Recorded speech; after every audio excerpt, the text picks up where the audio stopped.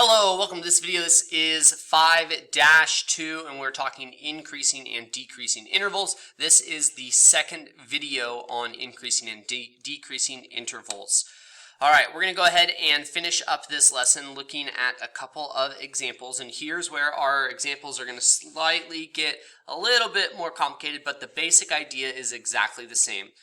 We're given a function here, or an equation, y, and we want to find the intervals where the graph of y is increasing or decreasing. And again, you know a graph is increasing if f prime is greater than 0, and it's decreasing if f prime is less than 0. So what we want to go ahead and do is we need to first find our critical values. What is y prime? So we're going to go ahead and take y prime.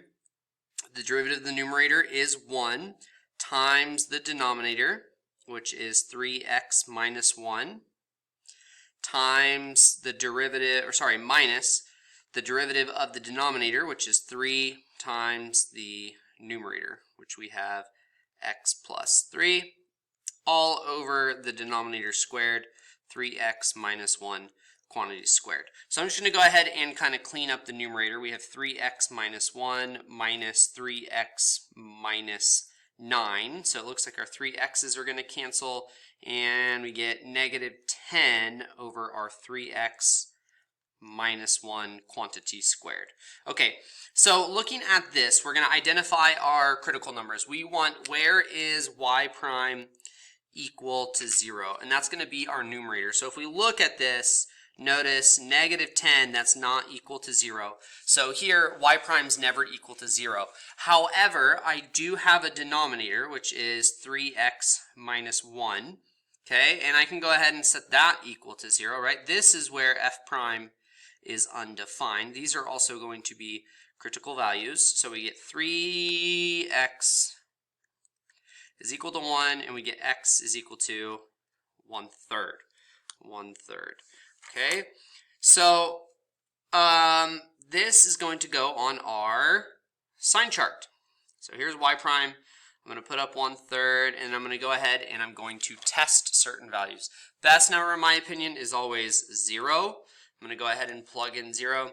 And if I test 0, we get negative 10 divided by negative 1 squared. That's a positive 1, so that's negative. And then if I go ahead and plug in, I don't know, let's plug in 10. Let's see what happens with 10. We get negative 10 divided by 30 minus 1. That's going to be a positive number. We have, what, 29 squared? So I'm just going to put a positive here. So this is also negative. We have a negative being divided by a positive, also negative. Okay, so what does that mean? Well, that means that our graph is never increasing. So here, y is never increasing. Never increasing. And we can say decreasing on, and this is a weird example because at 1/3 here I have not only an undefined value as far as f prime, but it's also undefined. It's not defined for my actual function. So here we have an asymptote here. So I'm going to go ahead and I'm going to break this up. I'm going to say it's decreasing on negative infinity to 1/3 union 1/3 to positive infinity. 1/3 to positive infinity. Okay? There you go. That's what we call a monotonic function. It's monotone. It's just all negative, always decreasing. Okay? All right, example number 9. They say the graph of the twice differentiable function p of x is shown above. Find the intervals where p is increasing and decreasing.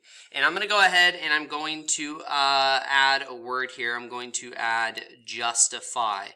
Why? Justify why? Because this is going to start coming in. How do you know something's increasing? How do you know something's decreasing? Given what you have and using calculus. So we're going to go ahead and look at this one. Okay, so there's p. So I can go ahead and I can say, okay,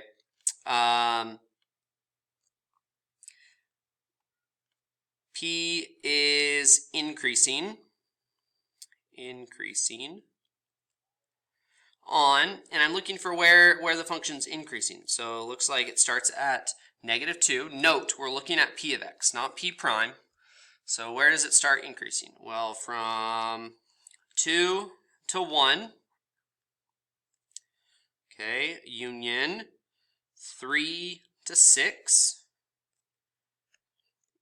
and decreasing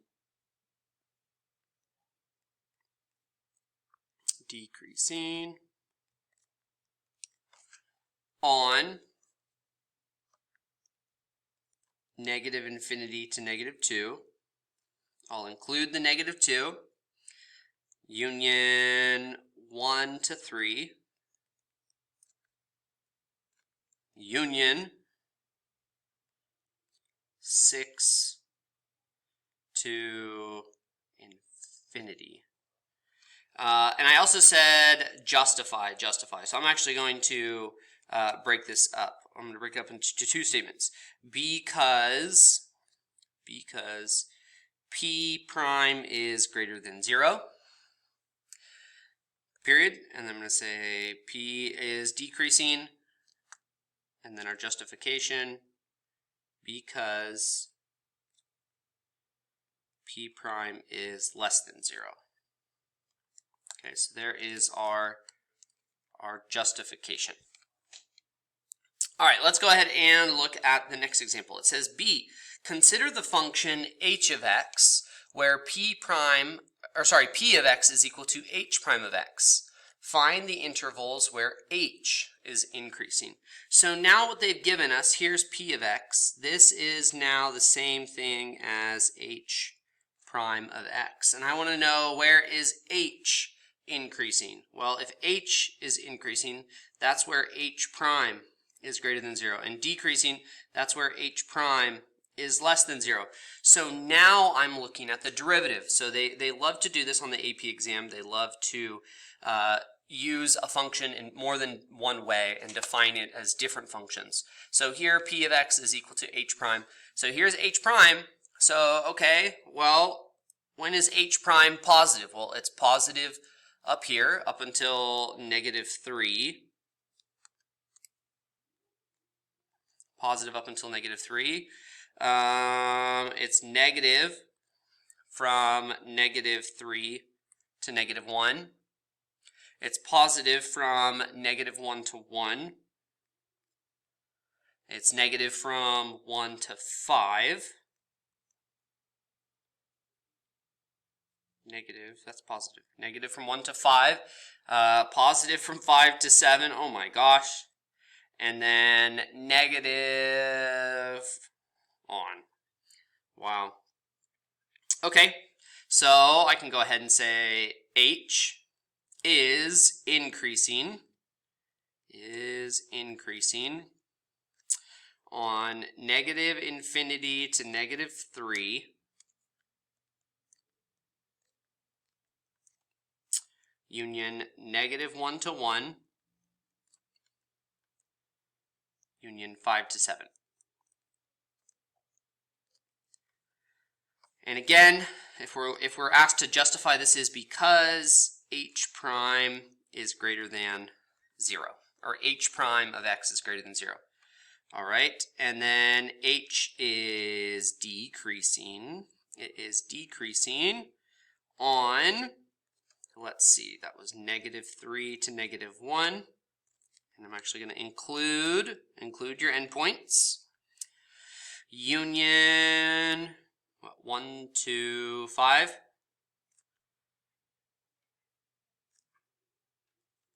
Union 7 to infinity. And the reason? Because h prime of x is less than 0. All right. Okay. One last example to look at, example number 10. Here they say the graph of f prime, the derivative of f, is shown above. If g of x is equal to f of x squared minus 1, find the intervals where g is increasing and decreasing. Okay, so the first thing I need is I need g prime. What is g prime of x? So I'm going to take the derivative of f of x squared minus 1. That's f prime of x squared minus 1 times the derivative of the inside, which is 2x. Now I need my critical values. I'm going to set this equal to 0. I have f prime of x squared minus 1 times 2x. Okay, so that's going to give me two outcomes. F prime of x squared minus 1 is equal to 0, or 2x is equal to 0. Now, it's very, very important to look at our graph and just note, is f prime ever 0? So regardless of whatever my input is, from negative infinity to infinity, I know it says x squared minus 1. No matter what x value I plug in, is f prime ever 0? Does it ever touch my x-axis? No! So this never occurs. Never. So I'm not going to have any critical values from there. And then here, just dividing by 2, we get x equals 0. Now, neither of these functions are undefined anywhere, so we don't have to worry about that. But I do have my g prime number line, and 0 is the only number on there. So now I'm going to go ahead and I'm going to test. Let's plug in, how about negative 1 and positive 1? That should be fairly straightforward. So we go ahead and evaluate. What is g prime of negative 1? This gives me f prime of 1 minus 1. Hey, that's 0 times 2 times negative 1. Well, it doesn't matter. This is 0. So is that right? Can that be? Oh, f prime is 0. F prime is 0 times negative 2. Okay, and then f prime at 0 is right here. Okay, and the point is that I know that that is a, I don't know exactly what it is, but I know it's a positive value. I know it's a positive value.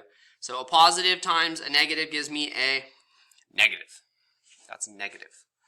Okay, now I'm going to go ahead and do the same thing, but for g prime of 1. So g prime of 1, this gives me f prime of, again, 1 minus 1. So here's f prime of 0. I'm going to use that same value, but this time I'm multiplying 2 times a positive 1. So I get a positive 2. So I have a positive times a positive, which gives me a positive. Okay? So there is our sign chart. And what's our conclusion? Well, our conclusion is g is decreasing on negative infinity to 0 and increasing on 0 to infinity. That is it, folks. We are increasing if our derivative is greater than 0 and decreasing if our derivative is less than 0. Give me a thumbs up, like, subscribe. Catch you in the next video. See ya.